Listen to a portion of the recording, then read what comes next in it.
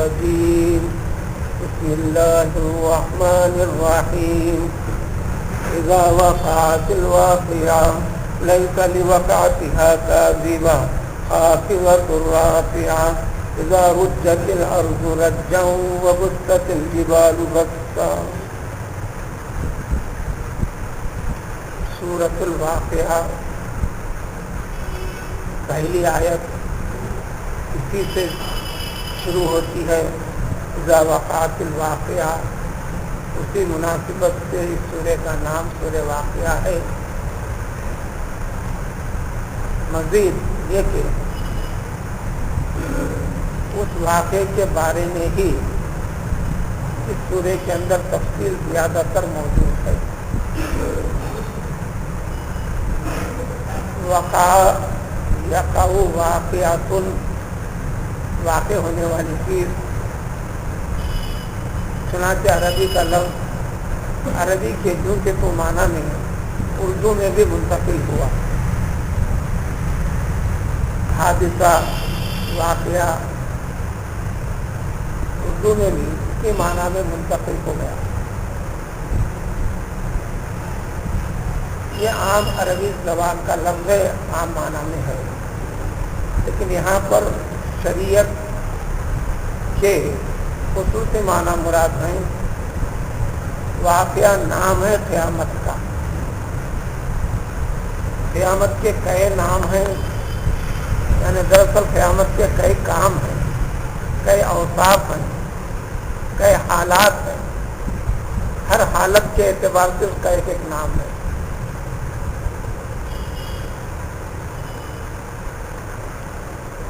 کہیں الساعۃ کا ذکر ہے، کہیں القاریہ کا ذکر ہے، کہیں الحاقہ کا ذکر ہے. یہ سب قیامت کے نام ہیں. یہاں پر اس قیامت کے ناموں میں سے الواقعہ کا تذکرہ ہے.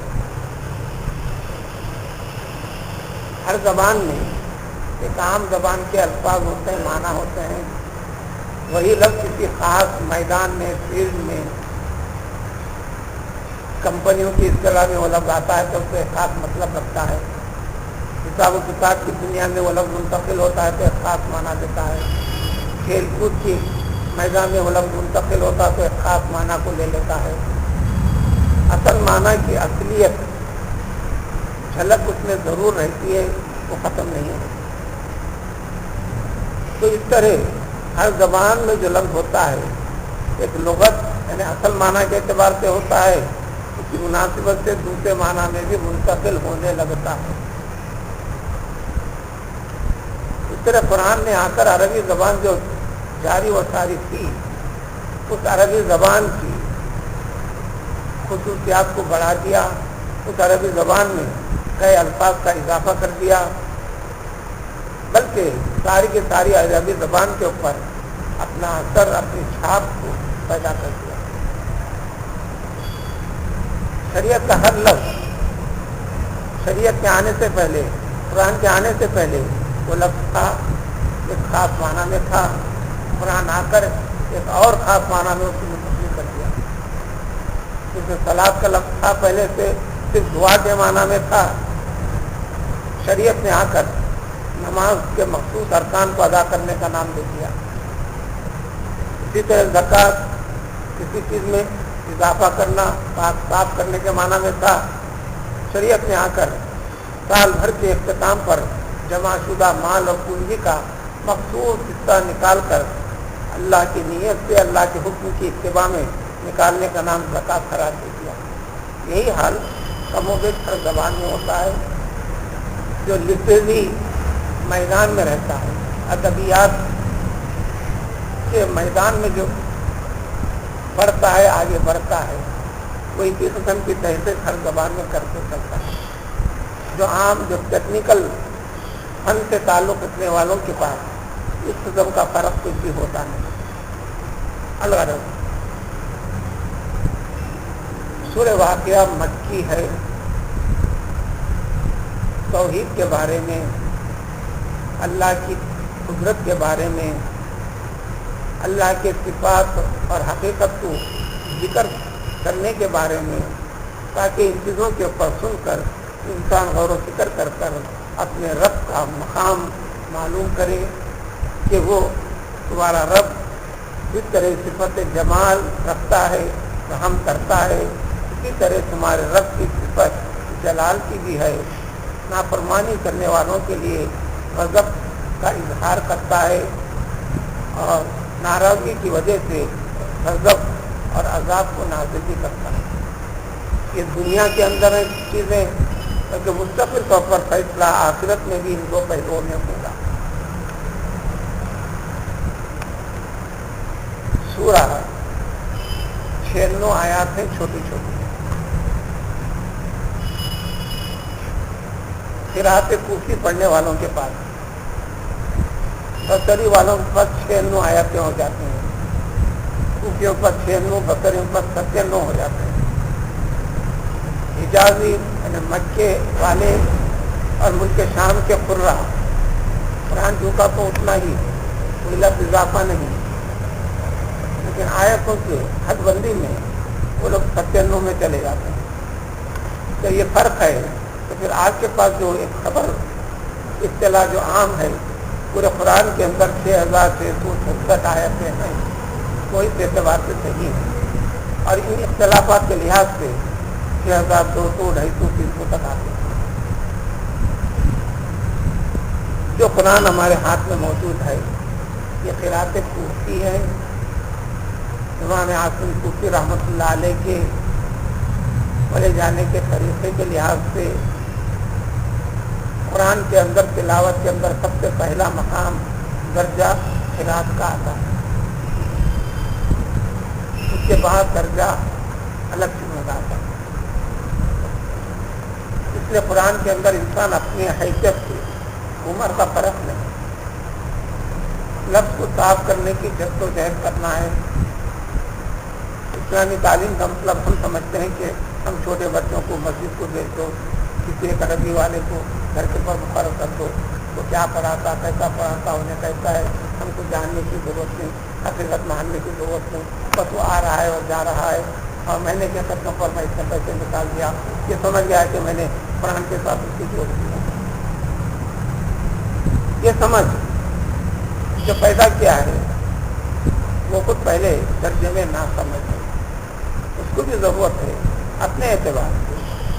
اس لیے مذہبی اعتبار سے ہر دن کی صبح ہماری قرآن کی تلاوت سے ہونا بہت مصروفیت ہے، تو بھلے ایک رکوع صحیح، ایک رکوع صحیح پڑھنا تو بھی آتا ہے۔ مہینے میں ایک مرتبہ اس قرآن کا دور ہونا ہے، آگے بڑھنے کے بعد دوسرے پڑھنے والوں کی حد بندی تو چھوڑ دو۔ مصر کے سپریم کورٹ کے جج تھے، جن کو عربی میں کہتے ہیں قاضی القضات، محمد ابن جماع نام تھا۔ سال کے 12 مہینے روزانہ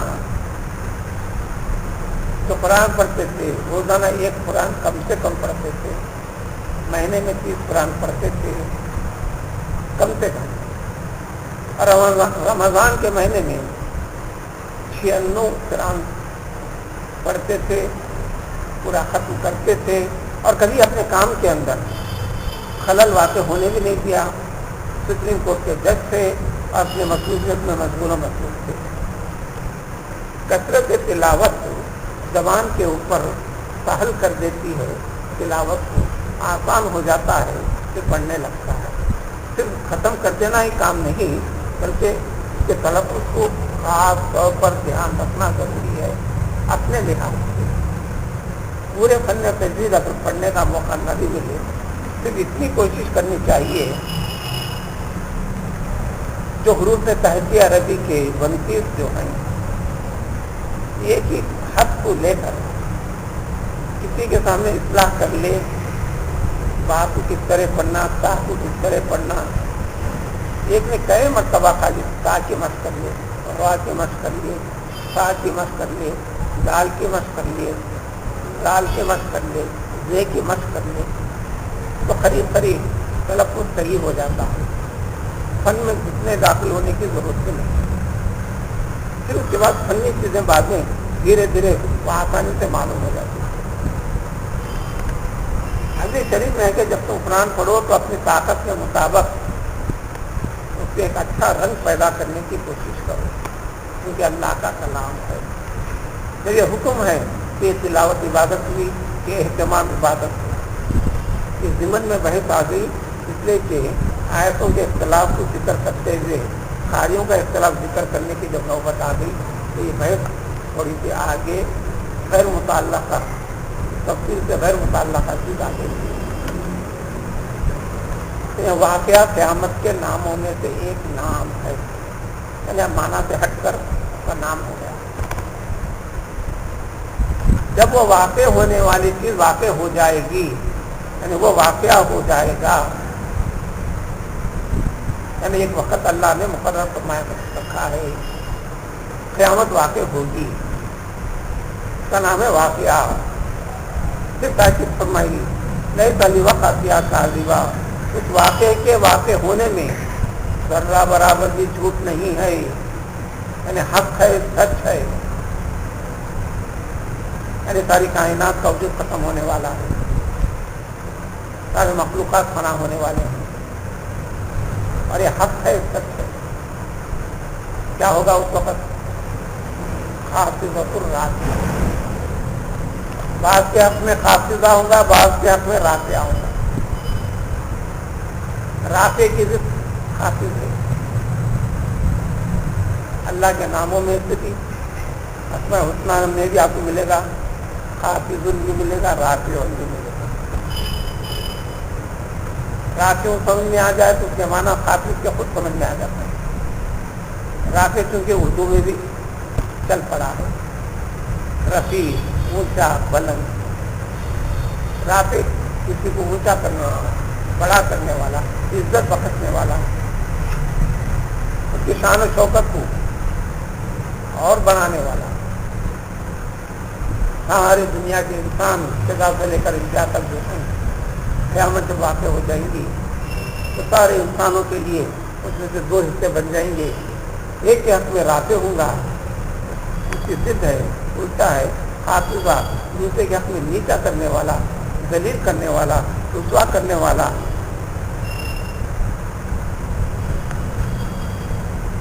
تو لہٰذا اس منظر کو یاد کرو کہ قیامت کا دن جب واقع ہوگا تو تم میں سے کوئی رافع ہوگا، تم میں سے کوئی خافض ہوگا. اور ذرا غور کرتے چلیں، دنیا میں بھی کوئی بھی واقعہ ہوتا ہے مثقل مثقل، جیسے حکومتیں ہوتی ہیں. حکومت بدلی، سابقہ جو حکومت میں تھے وہ خافض ہو گئے، نئی حکومت میں جو ہے وہ رافع ہو گئے. انفرادی طور پر انسان کی زندگی میں جب بھی کوئی واقع ہوتا ہے تو اس واقعے کا نتیجہ یہ ہوتا ہے یا تو رافع ہوتا ہے یا خافض ہوتا ہے. خوشیاں بڑھ جاتی ہیں، مبارکبادیاں خوب آنے لگتی ہیں تو رافع ہو گیا.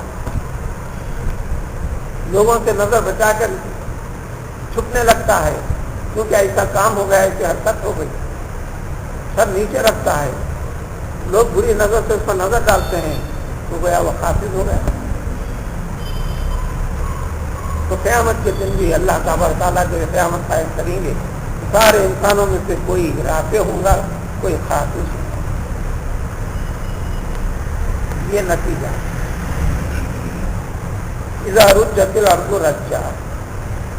پہلی دو آیتیں جو تھیں اذا وقعت الواقعہ ایسا وقت یا کاذبہ، سب سے پہلا جو سور پھونکا جائے گا یہ اس وقت کی کہتے ہیں. اسی لیے تلاوت کرتے ہو ذرا غور کریں، اذا وقعت الواقعہ کے بعد لا ہے. یہ لا کو یوں سمجھے جیسے انگریزی زبان میں آتا ہے کولن، دو نقطے دے کر ایک چیز ذکر کرتے ہیں، اس کی تفصیل ابھی باقی ہے، ذرا انتظار کریں. یعنی نہ رکنا اچھا ہے، رک سکتے ہیں آپ، لیکن یہ سمجھ لو کہ پہلی چیز کا تعلق دوسری چیز کے ساتھ جڑا ہوا ہے. تو یہ دو آیتوں کے بعد اذا وقعت الواقعہ لیس لوقعتها کاذبہ کے بعد میم لکھا ہوا آیت پر وقت لازم رک کر آگے بڑھنا، کیونکہ ایک بات پوری ہو گئی، اب تمہارے لیے دوسری بات ذکر کرنے والے ہیں ہم. تو پوری کیا ہو گئی؟ پہلا سور جب پھونکا جائے گا اس وقت یہ قیامت واقع ہوگی. ایسا ہونا حق ہے، برحق ہے، اس میں شک و شبے کی کوئی گنجائش نہیں ہے. ایک بات پوری ہوگی، اس لیے وقت لازم. اب اس کے بعد والی چیز خاصیت الرافیہ، کہ دوسری مرتبہ جب سور پھونکا جائے گا، تمام کو خبروں سے اٹھایا جائے گا، حشر کے میدان میں پھیلیں گے، جمع ہوں گے، تو اس وقت کیا ہونے والا ہے؟ خاصیت الرافیہ. تو وقت کسی کے لیے رفعت و بلندیوں کا ہوگا اور کسی کے لیے پستیوں کا، ندامت اور شرمندگیوں کا ہوگا. اسی لیے ایک پہلو کے بعد یہاں میم آ گیا لازماً رکنا. وہ لازم کا آخر کا میم شارٹ فارم کے طور پر رکھ دیتے ہیں. لازماً رکیں گے، اب آپ آگے بڑھیں گے. اس سے پہلے آتا ہے تو رکو یا مت رکو. پھر مزید اب قیامت کے واقعے سے متاثر تذکرات. اذا رجت الارض رجا، ساری کی ساری زمین وہ اس میں حرکت پیدا ہو جائے گی، یعنی زلزلہ والا کیفیت آ جائے گی. زمین کے اوپر موجود سارے کے سارے پہاڑ ریزہ ریزہ ہو جائیں گے. نہ صرف ریزہ ہوں گے بلکہ سارے کے سارے پہاڑ ایک گرد و غبار کی شکل بن کر سب کے سب پھیل جائیں گے. کوئی پہاڑی نہیں ہوگا. اس سے کیا ہونے والا ہے؟ علم رکھنے والے جانتے ہیں، ترجمہ پڑھنے والے بھی کچھ سمجھ سکتے ہیں، عام آدمی کے لیے بھی سمجھانے کی ضرورت ہے. وہ یہ کہ سورہ نبا میں اما یتساءلون میں وجعلنا الجبال اوتادا، یہ سارے کے سارے پہاڑ بڑے بڑے کھوٹیوں کی شکل ہے جو زمین کو ہلنے سے روکنے کے لیے اللہ تعالیٰ نے بنا کر رکھے ہیں. کہ پہاڑ ہٹا دیے جائیں تو زمین سکون اور قرار والی کیفیت نہیں رہے گی، اس میں زلزلے والی کیفیت ہوگی. کوئی چیز ٹکیں گی نہیں، کوئی چیز رکھیں گی نہیں. تو گویا کائنات کے نظام کو خود اللہ تعالیٰ فرق پیدا کر دے گا. خود بخود اس کا حکم اشارے کے اوپر سب کا سب ختم ہو کر چلا جائے گا. اب تمام انسان انجام سے ناواقف پوری دنیا کے پہاڑوں کو توڑنے پھوڑنے میں مشغول اور مصروف ہیں. اس کی حقیقت کمال رکھنے والے وارننگ بھی دیتے چلتے ہیں، لیکن اس کے اوپر کچھ کر نہیں سکتے. زمین آج بھی جو ٹھہری ہوئی ہے پانی کے اوپر ہے، اور کچھ سائنسداں کہتے ہیں کہ کثرت سے بورول کی وجہ سے جو پانی انسان زمین کے اندر سے کھینچ رہا ہے، زمین کے لیے وہ خلا پیدا ہوتی ہے اور زلزلوں کا واقع ہونا آسان اور قریب تر ہو جاتا ہے. یہ دنیاوی علوم سے ان تعلق رکھنے والا خود کیسے چلتا ہے؟ تو زمین پانی کے اوپر ہی ٹھہری ہوئی ہے. اگرچہ کہ گولا ہے، اس گولے کے اندر پانی، اس پانی کے اوپر کے سطح جس میں انسان رہتا ہے، بستا ہے. اس فن میں جانے والے، اس فن سے واقف رکھنے والوں کی جو تفسیر ہے پڑھتے چلو تو پوری سائنس کی دنیا دیکھے گی پورا پورا. بہرحال یہ ساری چیزیں ہوں گے تو اس وقت اے انسانوں، تم انسانوں کے 3 درجے ہوں گے. تو 3 درجوں کی ذکر وضاحت آتی ہے کہ 3 درجوں میں سے ایک سیدھے جانب والے جن کے نام اعمال سیدھے جانب میں دیا جائیں گے کہ بڑے اچھے لوگ ہیں، اور ایک بائیں جانب رہنے والے اصحاب شمال یہ بڑے برے لوگ ہوں گے. تیسرا طبقہ ہوگا نیکوں میں بھی سب سے بڑا نیک درجہ، اللہ کا مکرم سب سے زیادہ قربت رکھنے والا درجہ ہوگا. یہاں تک نتیجہ ایک مقدمہ ذکر کر دیا گیا. اب تینوں چیزوں کی وضاحت آنے والے 2 رکوع تک. پہلے قسم کے لوگ اللہ کے پاس کون سے انعام کے مستحق ہیں، دوسرے درجے کے لوگ کیسے ہیں، تیسرے درجے کے لوگ کیسے ہیں، اس کی تفصیل اگلے آنے والے آیت ہے.